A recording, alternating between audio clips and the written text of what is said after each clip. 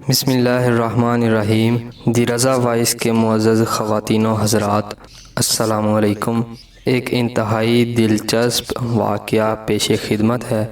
کسی ملک پر ایک بادشاہ حکومت کرتا تھا۔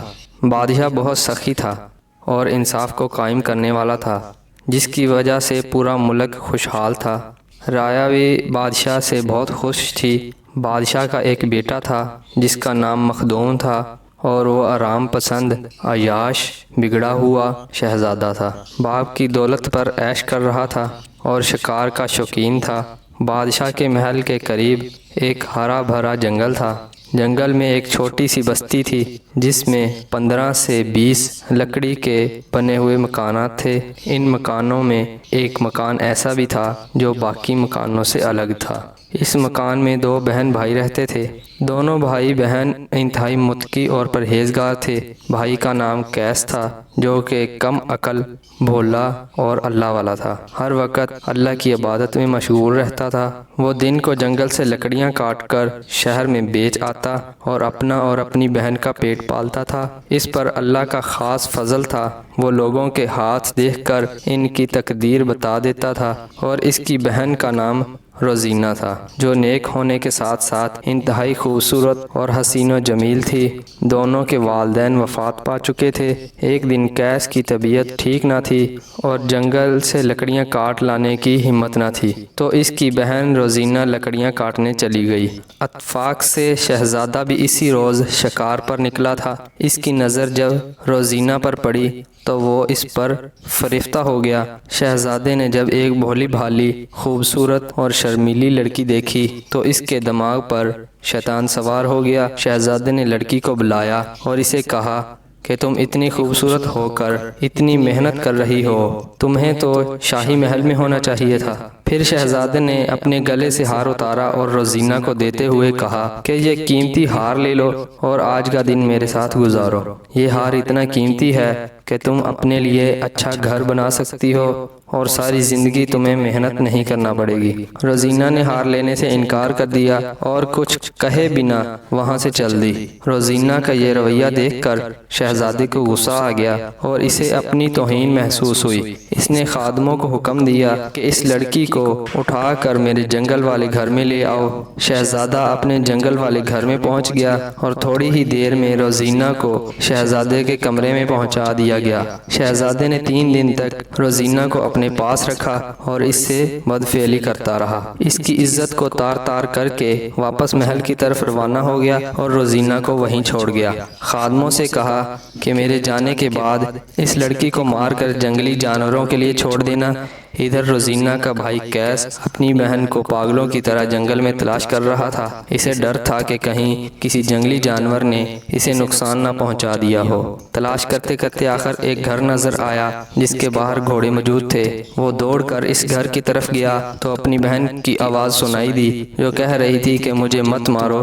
قیس نے پتھر اٹھایا اور دوڑ کر اندر گیا تو دیکھا کہ 2 سپاہی تلوار تان کر کھڑے ہیں اور روزینہ کو مارنے ہی والے تھے کہ قیس نے سپاہی کو پتھر مارا جو اس کے سر میں لگا۔ پتھر لگنے سے وہ سپاہی نیچے گر گیا۔ دوسرا سپاہی قیس کی طرف بڑھا تو پیچھے سے روزینہ نے تلوار اٹھا کر سپاہی کے پیچھے سے وار کیا تو وہ بھی وہیں گر کر مر گیا۔ قیس اپنی بہن کو زندہ دیکھ کر خوش ہوا، مگر اس کی یہ حالت دیکھ کر وہ پریشان ہو گیا اور پوچھا بہن تم کہاں تھی اور تمہاری یہ حالت کس نے کی؟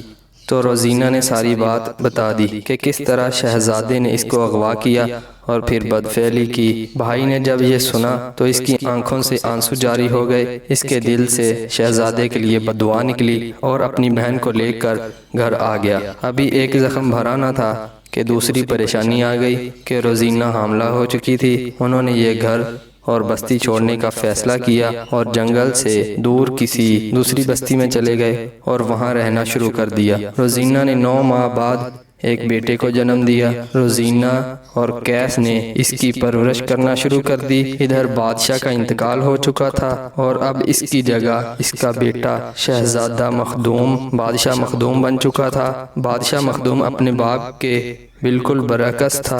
یہ عیاش، حسن پرست اور شراب کا رسیہ تھا، رایا کی پرواہ نہ کرتا تھا، اپنی عیاشی میں مست رہتا تھا۔ اس نے سلطنت کی خوبصورت لڑکی سے شادی کر لی۔ اس میں سے اس کے ہاں پہلی بیٹی پیدا ہوئی، پھر دوسری اور تیسری اولاد بھی بیٹی پیدا ہوئی تو بادشاہ مخدوم پریشان ہو گیا، کیونکہ اسے اب بیٹے کی ضرورت تھی۔ اسے اپنا وارث چاہیے تھا، مگر چوتھی اور پانچویں بار بھی اس کے ہاں بیٹی پیدا ہوئی۔ اسے اپنا وارث چاہیے تھا، مگر چوتھی اور پانچویں بار بھی اس کے ہاں بیٹی پیدا ہوئی تو بادشاہ مخدوم نے دوسری شادی کر لی۔ پھر دوسری بیوی سے بھی اسے 3 بیٹیاں پیدا ہوئیں۔ بادشاہ مخدوم نے تیسری شادی کر لی، تیسری بیوی سے بھی اسے 3 بیٹیاں پیدا ہوئیں۔ بادشاہ مخدوم فکر مند رہنے لگا۔ یوں کرتے کرتے بادشاہ نے 11 عورتوں سے شادی کر لی اور بادشاہ کو اب تک ان 11 بیویوں میں سے 50 بیٹیاں پیدا ہو چکی تھیں، مگر بیٹا ایک بھی پیدا نہ ہوا۔ سلطنت کے حالات دن بدن بگڑتے جا رہے تھے، مگر بادشاہ مخدوم کو اس کی پرواہ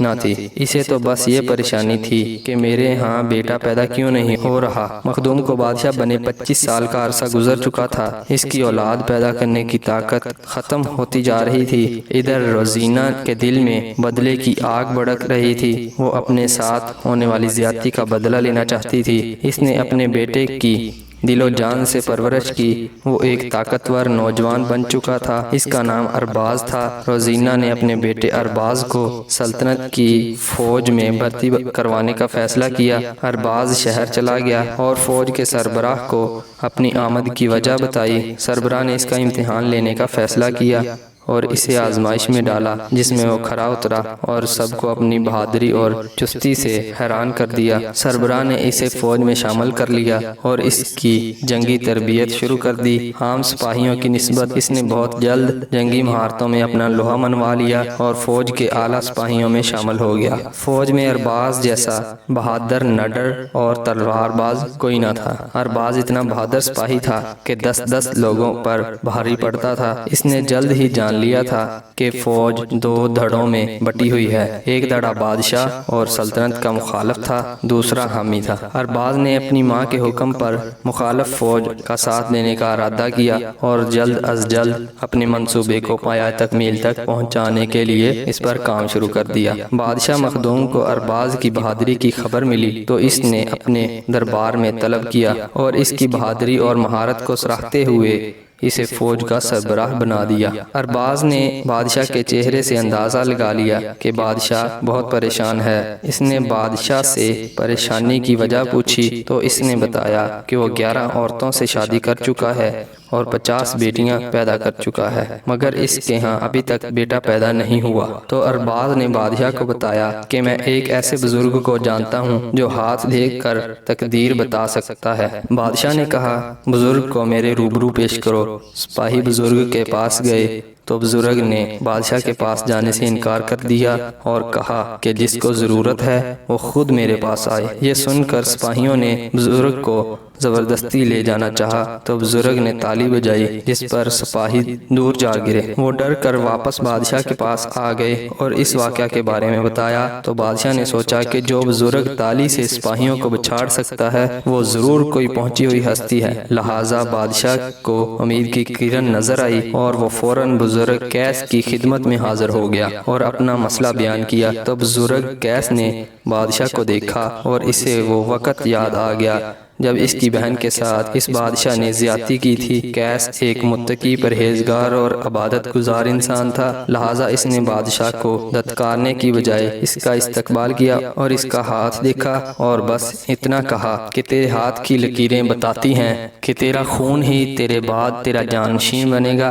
بادشاہ نے کہا، میرا تو کوئی بیٹا ہی پیدا نہیں ہوا، میری تو 11 بیویاں اور 50 بیٹیاں ہیں، لیکن بیٹا کوئی نہیں۔ بزرگ قیس نے بادشاہ سے کہا کہ ایک عورت ایسی ہے جس سے تم شادی کرو تو وہ تمہیں بیٹا دے گی، مگر اس کے حق مہر کی ایک شرط ہے، وہ تم پوری کر دو گے تو تب ہی تم سے شادی کرے گی۔ بادشاہ بزرگ کی بات سن کر خوش ہو گیا اور کہا، مجھے جلد از جلد اس عورت کا پتہ بتاؤ، میں آج ہی اس کی شرط پوری کر کے اس سے شادی کروں گا۔ بزرگ نے کہا، کہ اندر کمرے میں چلے جاؤ۔ بادشاہ کمرے میں گیا تو اندر روزینہ کھڑی تھی جس کا منہ دوسری طرف تھا۔ بادشاہ نے کہا کہ تم اپنی شرط بتاؤ، تو روزینہ نے کہا میرا حق مہر تمہاری پوری سلطنت ہے، مجھے اپنی سلطنت دے دو، میں تم سے شادی کر لوں گی۔ بادشاہ نے کہا کہ میں تمہیں آدھی سلطنت دینے کو تیار ہوں، مگر روزینہ پوری سلطنت کے بنا نہ مانی اور کہا کہ پوری سلطنت دینے میں ہی تمہاری خیر اور بھلائی ہے۔ بادشاہ نے بہت منتیں کی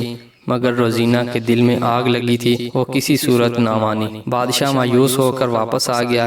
ادھر ارباز بغاوت کرنے کو تیار تھا، ماں کا حکم ملتے ہی اس نے بغاوت کر دی اور مختصر سی جنگ کے بعد اس نے محل پر حملہ کر دیا۔ اس کی تلوار بادشاہ مخدوم کی گردن تک پہنچ گئی۔ اتنی دیر میں روزینہ آ گئی اور اسے بتایا کہ میں وہی عورت ہوں جس نے حق مہر میں پوری سلطنت مانگی تھی اور کہا تھا کہ اس میں تمہاری خیر ہے، لیکن تم نہ مانے اور اب موت کے بالکل قریب ہو، اور جس کی تلوار تیری گردن پر تنی ہے یہ میرا بیٹا ہے، اور میں نے بدلے کی آگ میں اپنے بیٹے کو اس قابل بنایا کہ وہ آج تیرا تخت تو اس سے چھین کر خود اس پر بادشاہ بنے گا، تو کیا تو نے مجھے نہیں پہچانا؟ بادشاہ نے کہا میں نے نہیں پہچانا۔ پھر روزینہ نے کہا کہ میں وہی لڑکی ہوں جسے تم نے 3 دن جنگل میں بے آبرو کیا تھا، اس کے بعد میں نے کبھی شادی نہیں کی، مگر ایک میرا بیٹا پیدا ہوا جو تیرا ہی خون ہے اور تیری گردن پر تلوار تان کر تیرے سامنے کھڑا ہے۔ بادشاہ یہ سن کر حیران رہ گیا اور روزینہ کے پیروں میں گر گیا اور کہا